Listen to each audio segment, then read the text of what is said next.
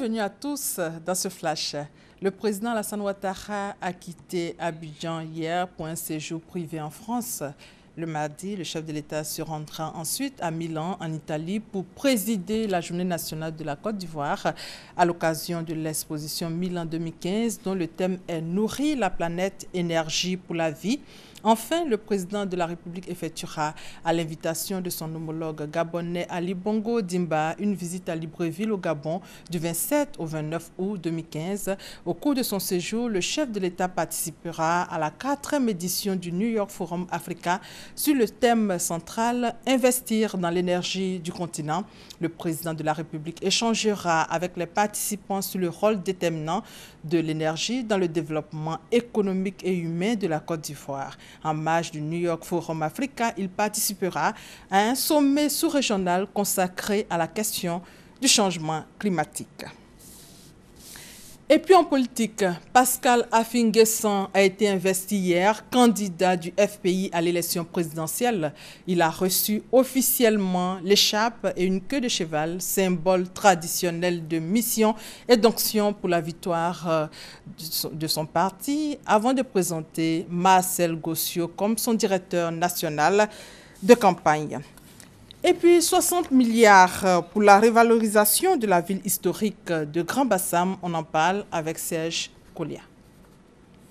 Classée patrimoine mondial de l'UNESCO depuis le 29 juin 2012, la ville historique de Grand Bassam a besoin de se doter d'un plan de sauvegarde et de valorisation de ses richesses et valeurs. L'État de Côte d'Ivoire travaille justement sur la question. Les experts en patrimoine ont réfléchi sur la validation des résultats des études de la ville. Comme nous tenons à ce que la ville historique de Grand Bassam demeure sur la liste du patrimoine mondial, nous sommes venus dans ces travaux-là pour voir si les résultats de ces études cadrent avec les recommandations de l'UNESCO. L'intérêt que, à la fois, le ministère de la Culture, mais au-delà du ministère de la Culture, la primature, la présidence porte à ce dossier, me fait donc augurer de lendemain meilleur pour notre ville. Bassam va être un pôle d'excellence et d'expertise, donc il y a énormément de choses qui vont partir. Et ces choses-là prennent déjà naissance avec cet atelier. La révalorisation de la ville historique de Grand Bassam va coûter environ 60 milliards de francs CFA. Le financement est assuré par l'État de Côte d'Ivoire, les partenaires au développement et les partenaires privés. Hors de nos frontières, un casque bleu rwandais a tué 4 de ses compagnons d'armes et en a blessé 8 autres lors d'une fusillade au sein de leur contingent hier à Bangui avant d'être abattus. Au Mali, la sanglante prise d'otage par un commando armé dans un hôtel de Savaré, dans le centre du Mali, à laquelle les forces maliennes ont mis fin samedi, a fait au moins 12 morts et n'avait toujours pas été revendiquée dimanche matin. Lors de cette prise d'otage, l'ONU annonce 5 morts parmi ses contractuels, dont 2 Ukrainiens.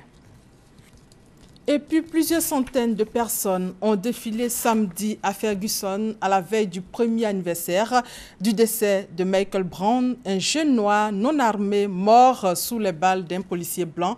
Des commémorations seront organisées ce dimanche. Et 3 jours après Hiroshima, Nagasaki commémorait ce dimanche également l'attaque nucléaire qui a anéanti cette ville de l'ouest du Japon et tué quelques 74 000 personnes il y a 70 ans.